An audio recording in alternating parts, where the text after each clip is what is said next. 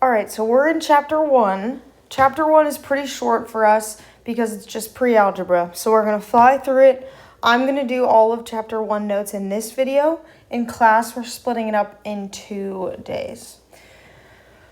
So on the first page of your packet, we see this viral Twitter post. Now, I want you to pause. I want you to try to solve it real quick. Let's see if you can outsmart whoever posted this. All right, so if you answered and got 16, I hate to inform you, but you are incorrect. But if you got this number, you made a mistake that I'm actually glad you did, because now we're going to talk about it. If you got this 16, my prediction is that you did 8 divided by 2 and got 4. Then you did 2 plus 2 and got 4, and you multiplied those together, okay? None of my math was wrong. We did 8 divided by 2, correct? We did 2 plus 2, and then we knew to multiply. However, what went wrong was the order that we solved it. If you flip your paper over, we'll see that notation is the key here. So, this division sign is really just a fraction bar. Okay, so if we were to just rewrite this problem as 8 divided by 2 times 2 plus 2 as a fraction, and I gave you this problem instead, I'm confident you guys would know we have to simplify this first, right? You wouldn't do 8 divided by 2 first, okay? We would just do the bottom first. So we would do 2 times 4, because I get 2 plus 2, which would give me an 8. Okay, so my new fraction would be 8 divided by 8, which is just 1. 1 is your correct answer. Okay, so the point of this was just to show you that order matters, right? Just like you might be following a recipe or maybe you're building something, right? The order that you do things matter, okay? The same is true in math. There's a certain order that we follow when we solve large equations or expressions like this. Okay. Now the order that we use is called order of operations, which probably sounds familiar, but what probably sounds even more familiar is PEMDAS. Okay. So order of operations is what we're going to be focusing on in the first part of chapter 1 here. Okay. That's what we use to describe the order in which we solve or simplify expressions.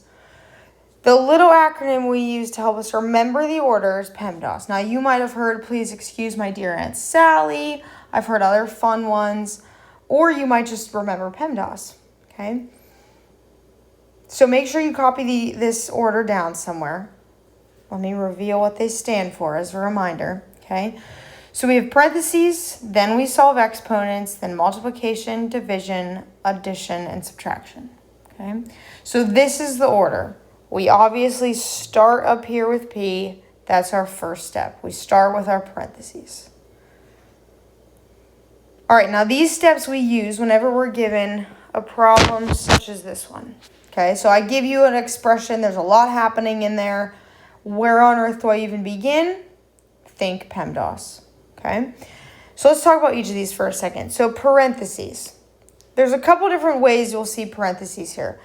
Obviously, we have the classic parentheses, okay? You might also see some brackets, and you might see that kind of a bracket, okay? So don't let those confuse you. Those are all equivalent to parentheses, okay? It just might look a little different. We call these our grouping symbols, right? They're grouping things together. Whatever's inside those grouping symbols is together. It's a unit, okay? Exponents. For exponents, let's come down below right here for a second. Let's talk about those. So exponents are made up of 2 things, a base and a power, okay?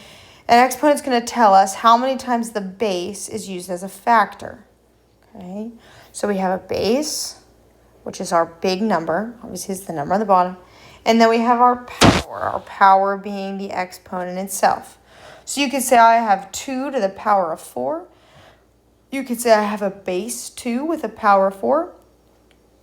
You could say I have 2 raised to the 4th exponent, right? Whatever, any of those language, any of those terms mean the same thing.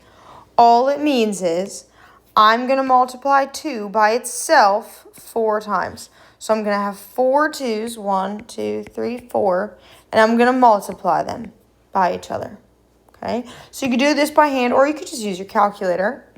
Okay, but 2 times 2 gives me 4. 2 times 2 equals 4. Multiply them together, we get 16. Okay? All right, so that's exponents. Next, we have multiplication and division, and then we have addition and subtraction. Now, you'll notice at this point that multiplication and division are both highlighted pink. That's intentional. That's because they're a pair. Okay? These are highlighted pink because we don't necessarily have to follow the order multiplication, then division. Okay? We can interchange the M and the D depending on whatever comes first in my equation. Okay? So we would read an equation left to right. So whatever would come first is what I do. So if division shows up first in my expression, I'm going to divide. If multiplication shows up first, then I multiply. The same is true with addition and subtraction. Okay, so we're going left to right, just like you would read a book. Okay, whatever you see first is what you do first. Okay, that's why those are grouped together. All right, so let's practice this. So right in the beginning, what I encourage students to do is I encourage them to write PEMDAS here. Up top, just write PEMDAS. Okay, and we'll go through each of these steps to make sure that we're following the correct order. So, P was parentheses. Do I see any parentheses in my problem? Yeah, I do. See them right here. Okay, there's some parentheses. So let's deal with that first. In other words, I'm totally going to ignore everything before that. Just going to focus on the parentheses. Okay? Within my parentheses, I'm now going to look at PEMDAS again. Okay? So inside my set of parentheses, do I have more parentheses? Nope. All right, let's check the next thing. Do I have exponents? Yes, I do. I have exponents in 2 spots. Let's address those exponents. We'll do it at the same time. So I have 2 to the 4th, and then I have 3 to the 2nd. You might know these, or you can use your calculator, but I would get 16 for the 2 to the 4th power, and I would get a 9 for the 3 to the 2nd power. Bring the rest of your parentheses down. All right. Now, let's keep going, right? So we checked off. We did parentheses, we did exponents. Now we're on multiplication, division. Remember, those are together. Do I see multiplication or division? Nope. Do I see addition and subtraction? Yes, I do. I'm adding these two, okay? So I would do 16 plus 9, get 25. Put in parentheses, okay? All right, I look at my parentheses. Am I done simplifying? Do I just have a number in there? Yep. So now I know I can move along with the big problem, okay? So let's see, let's get rid of this. Now we're worried about the rest of the problem. Why don't we just bring it down? That way we keep it all lined up. So I just bring everything down as I see it. Comes along for the ride. All right, so now I'm looking at PEMDAS again. So we took care of our parentheses, okay? Now let me keep that color coded. We took care of our parentheses. Now let's look at my problem again. Remember, I'm looking at this problem now, okay? Everything leading up to this point was to take care of those parentheses. Okay, so now I'm looking here. So looking here, do I see exponents? Yes, I do. So let's deal with that, okay? So I have 5 squared, which gives me a 25. Bring the rest down. Notice I'm ignoring that negative sign. Okay? This is negative sign right here. If it was with my 5 like this would have to turn into a plus 25, but it's not. Okay, that negative is outside the 5. It technically looks like that. Okay, invisible math. I know, math is already hard. Why make it invisible? All right, so I have 17 minus 25 divided by 25. Let's keep on chugging. Here I have multiplication and division next. Do I see any multiplication division? Yes, I do. I see some division right here. So let's do 25 divided by 25. I get 1. Bring in the red here. I don't see any other multiplication or division, so let's cross that out. And then last but not least, do I have any addition and subtraction? Yes, I do. Remember, that doesn't matter the order either. 17 minus 1, I get 16. That's my final answer. All right, let's take it one step further. So now I'm giving you problems that say evaluate. Now, the wording is really important. I see the word evaluate. And what do you notice is not present in any of my 4 problems? I don't have any numbers, that's true, but we will in a minute. Okay? But once I plug the numbers in, what do you notice is missing? An equal sign, right? An equal sign. When we say evaluate, there's no equal sign, and we are trying to plug in these 3 numbers in for the given variable, okay? So the first part is just substituting it in correctly, okay? So let's do the first 2. So let's do number 3. Number 3 starts off with A, okay? But I know from here that A is -2. So I'm going to plug in a -2. Now pause. Right away, notice what I put around my -2. Put a parenthesis, okay? We're putting a parenthesis around it anytime we put it into a new problem. Okay, I don't know if any of you have moved before, but when you move to maybe a new school, maybe some of you have moved to a new state, it can be a really scary experience, right? You just kind of want to hug sometimes. So we're going to move these numbers into our equation, and so we want to give them a hug with our parentheses anytime we put them in our problem, okay? All right, so my multiplication stays the same. C is 4, so I'm going to plug a 4 in. Bring my fraction bar. Then I have 4. C again, which is 4. Plus 2 times B. B is 6. Okay? So again, each of these numbers I've gotten from up here. Okay, what I'm being told. Okay, and I'm just plugging them in. Now, once I've plugged them in, now it's time for me to simplify using PEMDAS. Okay. Now, this is where it becomes a little confusing because the first one is parentheses, right? P stands for parentheses. But as I look at these, I see a whole lot of parentheses. But on the inside of those is just one number, right? There's not like it's like an equation in there. So therefore, my parentheses are technically all taken care of, right? I've simplified it down to one number inside all my parentheses, okay? So now let's look at exponents. Do I see any exponents? Nope. Okay, so I don't have any parentheses. I've simplified those. Don't have any exponents. Now let's look at multiplication and division. Remember, those are a package deal, okay? So I'm going to look at the top and bottom. Okay, I'm going to look at the top and bottom. I have -2 times 4, which gives me a -8, over.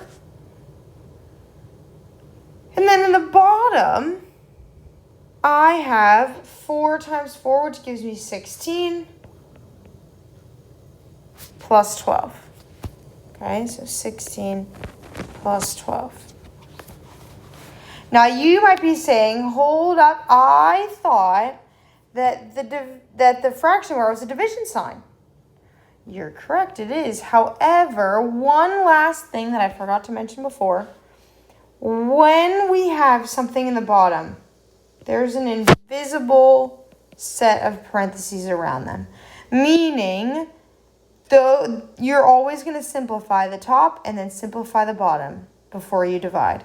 Okay, so always simplify the top, always simplify the bottom before you divide. So let's finish simplifying the bottom. Okay, I have 16 plus 12 gives me 28. I have a negative 8 up top. Now we want to make sure we simplify these. Okay, so I'm going to look at this, think if there's any common factors between negative 8 and 28. There is 4. So I'm going to divide everything by 4. So I have negative 2 over 7 is my final answer. Okay. Let's look at 5. Now, with 5, we're going to treat absolute value bars, that's what these are right here, absolute value bars, as if they were a grouping symbol, so as if they were a parenthesis, okay? Meaning we're going to simplify the absolute value first, okay? Now in this problem, we don't have anything outside it, so it's really not going to be that different from when we solve the absolute value. So let's just start by plugging everything in, okay? So bring your absolute values down. I'm going to give myself a little more room. I have A, which is negative 2, B, which is 6, plus C, which is 4, okay?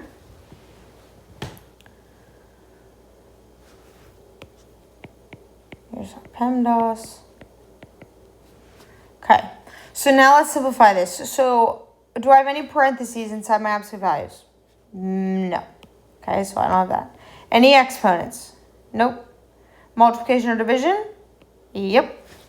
I have negative 2 times 6. So I have negative 12. Bring the rest down. Now I took rid of that. I have addition or subtraction. Yep. I have addition. So I have negative 12 plus 4 gives me a negative 8.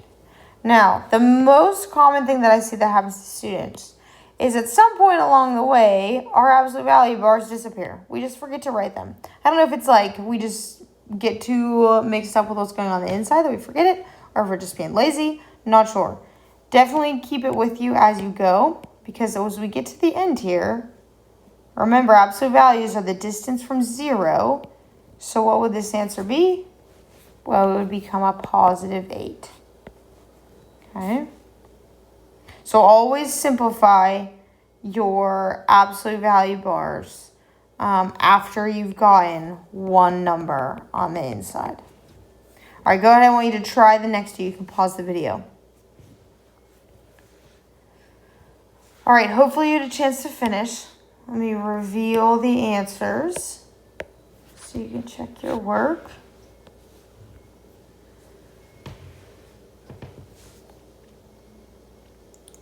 All right, we're going to skip this next question, the do you understand?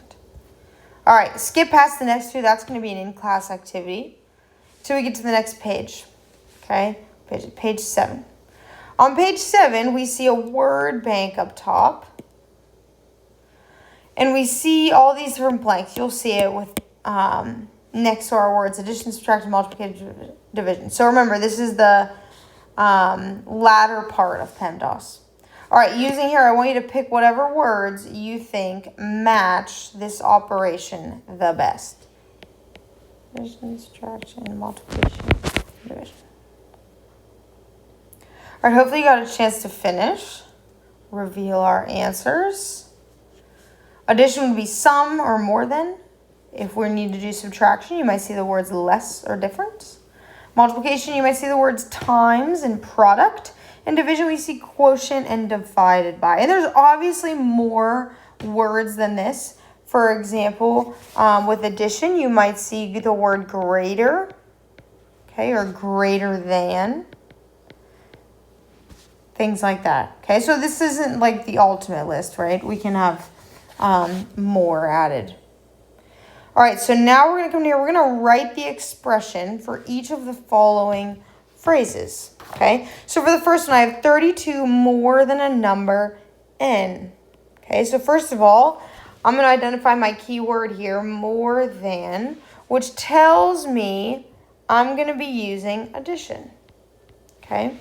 So more than, and let's identify my two numbers. I have 32 more than a number n. Okay, so I have n. 32 more than that would be plus 32. Same is true the opposite direction. Look at number 2. It says 58 less than a number n. So less than tells me subtraction. Now think about it. I have 58 less than the number n. So what's the bigger number? What am I taking from? Well, I'm taking from n. N's my bigger number. So n, but then I have 58 less of it, so minus 58. Okay. All right, go ahead, try 3 and 4. Pause the video. All right, so hopefully you had a chance to do this. For number 3, we have 6 times the number n. Okay, so that times there, that times time multiplication. And there's a couple different ways you could have written this. We have 6 and n. So we have 6. We could have just wrote them next to each other. You could have written that. You could have even written that. Okay?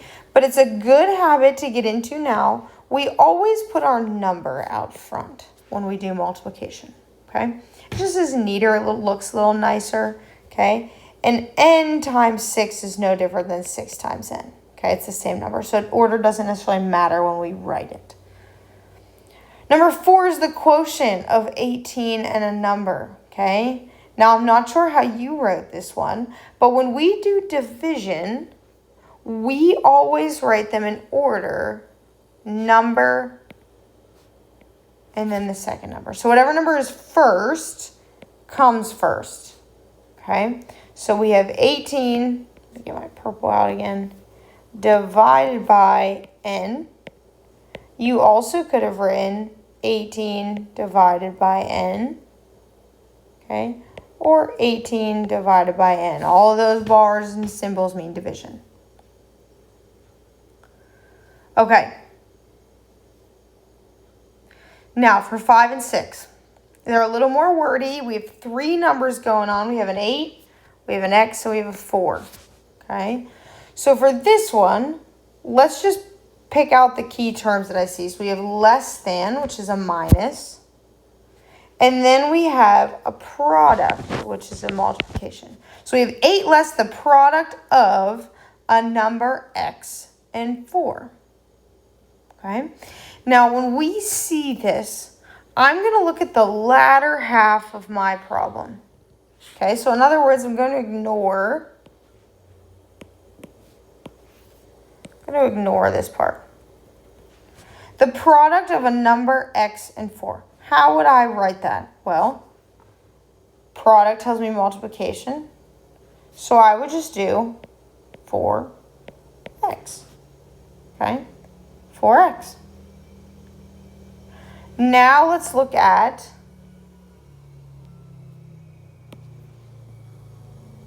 what comes next. It says 8 less than that. So if I'm taking 8 away, or if I want s less than, I would subtract 8 from my 4x. All right, try number 6. So for number 6, I have twice the sum of a number x and 8. Now this has a hidden number somewhere in there. This word twice tells me that I have the number 2 somewhere. Okay, so I have the sum of the number x and 8. Again, I looked at my lower half here. So I have the sum, which tells me addition. So I have x plus 8. Put that in parentheses to remind me that it's a unit. And now I have twice of that. Now when we see twice of that, what is that telling me to do? Add, subtract, multiply, or divide? I'm going to multiply, right? I have twice as this. If you have 4 pieces of candy and I have twice as many than you, I would have 8, right? I'd have 2 times the amount that you have, okay? 2 times the sum of a number. There's that times word, okay? All right, so now let's start to put all this vocab into use, okay? So when we look at expressions or equations, but we're going to focus on expressions first. we have terms, right? It's made up of terms. A term can be a number. That's just any number you can think of. It could be a variable, meaning X, Y, Z, etc. Okay? Or it can be the product or quotient of a number and one or more variables. So in other words, I could have X times Y. That's a term. I could have X divided by Y. That's one term also. I could have 1,000 X, Y, Z. That's one term because everything's being multiplied together. I could have 1 divided by X, Y, Z squared. Okay, so I could throw in an exponent. Why? Well, because that's really just the product of two variables, which we said right here is allowed. Okay, so I could have exponents as well. I could have X squared, Y to the 3, Z. That's one term. As long as it's connected by addition, by multiplication or division. The coefficient is the number in front of the variable. Okay, so the coefficient is the number in front of the variable. So in my last example, this would be a coefficient. And then I guess if I had like a 4 out here, that would be a coefficient. What would my coefficient be here? Be a 1, right? It's invisible, so it'd be a 1. Okay, a constant is a term with no variable. Basically, it's just a number. Okay? So if I look at the problem below, let's just label some of these. So all of these right here are terms. I notice they're separated by addition and subtraction. So those are my terms. The numbers in front of each term are my coefficients. Notice with the second term that it's a -5. I always consider the number in the front. And then last but not least, this would be my constant, okay, because it has no variable.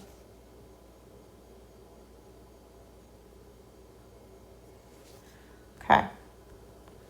When we have two terms that have the exact same variable factors, meaning same variable, same exponent. When we have that, we call these like terms. Okay, like terms. And we can combine things that are like terms. We can put them together. So for example, let's just identify them first. So I have 7a and I have -3a. And then I have a and a. Okay, are they variable factors in like terms?